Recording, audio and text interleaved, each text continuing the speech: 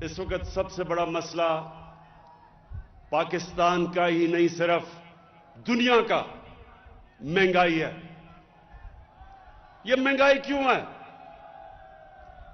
آپ سب شعور رکھتے ہیں یہ دنیا میں مہنگائی کیوں ہوئی؟ یہ اس لیے ہوئی، کرونا آ گئی، کرونا کی وجہ سے لاک ڈاؤن ہو گیا، دنیا میں کاروبار بند ہو گئے، تجارت ختم ہو گئی، کم ہو گئی۔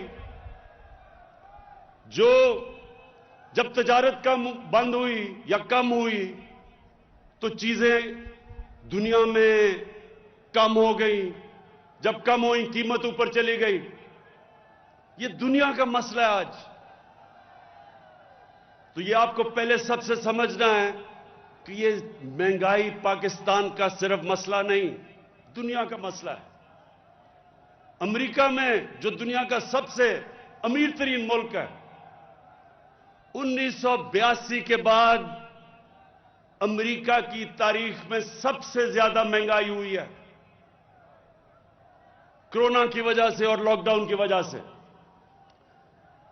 تو پاکستان اللہ کا شکر ہے ابھی بھی سب سے سستا ملک ہے، لیکن ہمارا مسئلہ یہ ہے کہ جب چند مہینوں میں تیل کی قیمت دگنی ہو گئی، گیس کی قیمت دگنی سے بھی زیادہ، کوئلے کی قیمت دگنی،